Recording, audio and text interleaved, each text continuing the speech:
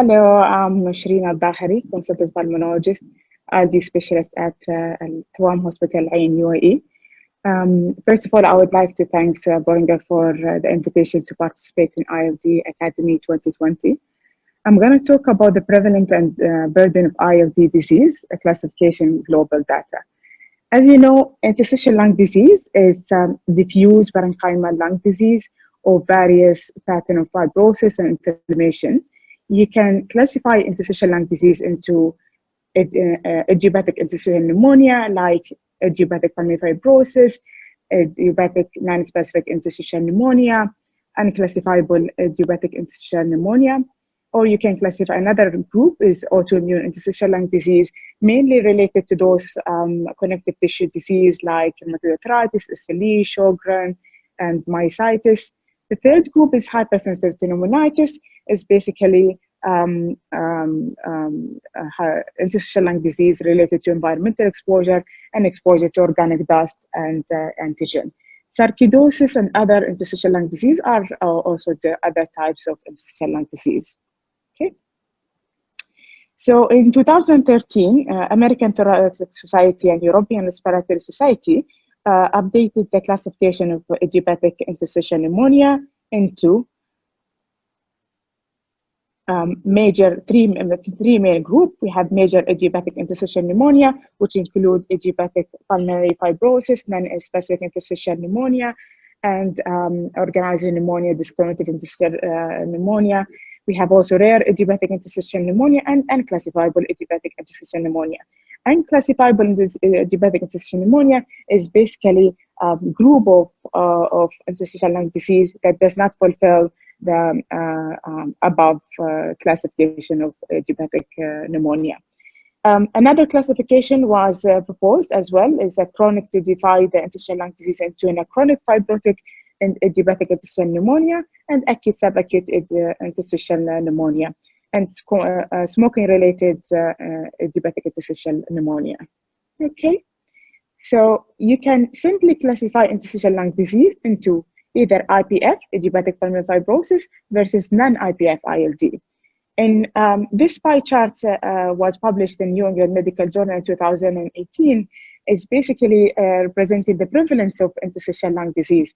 As you can see, idiopathic pulmonary fibrosis account for 20% of all ILD. Then chronic hypersensitivity pneumonitis, 20%, connective tissue disease, also 20%, sarcoidosis, 20%, and the last 20% is 10% pneumoconiosis and 10% other ILD. Okay. Establishing a diagnosis is essential to predict the survival. IPF has worse survival and higher mortality rate. You can see here, IPF has a higher mortality rate compared to chronic hypersensitive pneumonitis and connective tissue disease ILD.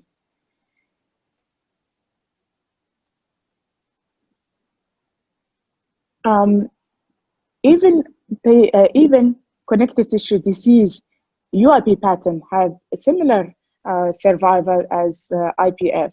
So radiological pattern of UIP predicting the survival is a good predictor of survival and mortality. Okay. And UIP pattern fibrosis has the worst prognosis. As you can see here, UIP has the worst prognosis compared to NSIP and other type of ILD. Prevalence and the incidence of interstitial lung disease. Basically, this table represents the prevalence and incidence of interstitial lung disease in developed and developing countries. It was published in last year in 2019. As you can see that different country has different incidence and prevalence of interstitial lung disease. And I think this could be related to many factors. One of them is different exposure to environment exposure. Second thing is could be genetic predisposition and race. Then the third thing is early diagnosis. Early diagnosis, you might have some center have some protocol or a pathway that they can adapt to diagnose interstitial lung disease or IPF earlier than other centers. This is a mortality of mortality per 100,000 people of a chronic respiratory disease. As you can see that this is more than one, this is for different several chronic respiratory disease. You can see that there is chronic obstructive pulmonary disease, COPD. The survival decrease, the mortality, the mortality decrease with time, and even asthma. So there's the mortality decrease compared to 1990. But if you look at the interstitial lung disease, you can see that the mortality is increasing. Let's see it closer, if you can click. Okay, so let's see closer. So this is basically closer view. The interstitial lung disease, you can see that clearly the mortality increase in 2017 compared to 1990. Okay. ERS ATS guideline 2013 or statement paper classify interstitial lung disease based on their behavior. So you can see this table, basically the clinical behavior of ILD. You can have reversible disease with a risk of progression, and those type of patients, they can have you treat the underlying interstitial lung disease, but there is a risk of progression later on. Okay, so the initial reversible disease seldom evolves to IPF-like disease behavior. So this study done published in 2015, and a large cohort of NSIP reported or presented like that patient or the group of people who have a good response to treatment, initial good response to treatment, have better survival compared to no response to therapy.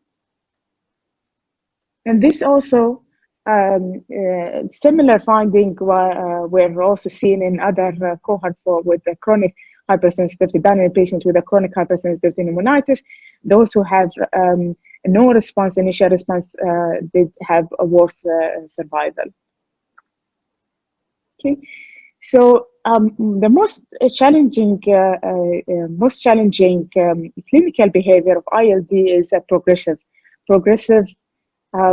pattern, progressive interstitial lung disease. So I think those type of ILD quite challenging. You don't know what to do. They are progressive. You have to prevent the progression, slow down the progression. So you can have a progressive interstitial lung disease with irreversible disease and potential stabilization, or you can have progressive irreversible disease despite of a treatment. Okay, so the progressive fibrotic phenotype interstitial lung disease is described or observed in a disease that had progressed despite of a treatment. So that's very important. You have progressive disease despite of a treatment, and this figure describe all the types of all type of interstitial lung disease that are more prone or that progressive, that can progress to a fibrotic pattern. So progressive fibrotic phenotype. This is the type of interstitial lung disease with a possible progressive fibrotic phenotype. And you can see even in the pie chart or in the figure that there is an overlap between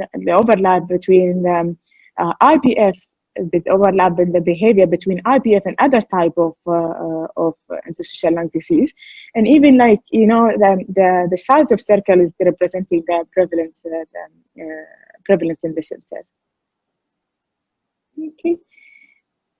And the pulmonary function test, if you have stable or improved DLCO, this study showed that stable improved DLCO have better survival compared to those who have decline in DLCO in either group, even UIP and NSIP. And even the decrease, the change in the FVC. So change in FVC is a predictive of a survivor in a chronic hypersensitive pneumonitis, as it's shown here in this study. The decline in FVC or the change, the higher FVC decline associated with a poor or lower survival. Okay, So similarly, also have been seen in scleroderma ILD that the pulmonary function tests tend to predict the mortality in patients with scleroderma ILD. So those who have low FVC or decline in FVC more than or equal 10% have lower survival compared to who have lower decline in FVC less than 10%. Let's focus more on systemic sclerosis. You know, systemic sclerosis is a rare complex autoimmune disease. Has a global prevalence of 2 to 24 per 100,000. It's more common in women than men, 4 times. And the mortality rate is greater than other types of rheumatological disease. Systemic sclerosis ILD is a common complication, accounts up to 80% in one of the studies. And 20 to 30% they can have progressive ILD. You can see here this figure actually it represents the rate of death in 1970s, 80s, and early 2000s. You can see that initially in 70s, systemic renal crisis was the leading cause of death. But with time, and as we go on with years and with time, we find that the pulmonary fibrosis, and like for example in 1997 to 2001, you can see that the pulmonary fibrosis is can contribute to a higher or have the higher cause of death or the leading cause of death. So that's well known that the scleroderma ILD is the leading cause of death in patients with the scleroderma. It's associated with a significant pulmonary symptom and impairment of quality of life. Okay, so maybe we'll skip the pathophysiology. So the risk factor for developing development and progression of scleroderma ILD could be diffuse cutaneous systemic sclerosis, male gender, African American race, specific antibodies, and extensive disease in HRCT, low diffusion capacity in FVC. Systemic sclerosis can be staged into a limited or extensive disease based on the HRCT extent. If you have HRCT extent less than 20%, then it's a limited disease. If you have more than 20%, then it's extensive disease. If you have intermediate, then you can check the FVC. If it's more than or equal 70%, then it's a limited disease. If it's below 70%, it's extensive disease. Okay, so why is staging is important? Staging, it was found that a staging of the disease severity in HRCT is a predictor of mortality. Limited, extensive disease have extensive disease ILD, systemic sclerosis have lower survival compared to a limited disease. Okay, and this also you can see here clearly that mortality is linked to the disease severity. Those who have extensive disease have higher mortality compared to limited disease. Okay. Even then, the progression of or the rapidity of progression determined by the extent disease. Those who have extensive disease are rapidly have more chance to have rapidly progressive disease than limited disease. Okay. So in conclusion, the disease behavior classification is highly relevant to a whole spectrum of ILD. Characterization of a disease behavior is increasingly viewed as a key part of interstitial lung disease evaluation, and the progressive fibrotic phenotype defined by observed disease progression despite the treatment. And systemic sclerosis ILD, progression and mortality rate is linked to the severity of the disease, whether it's limited or extensive. Okay, thank you. Thank you very much.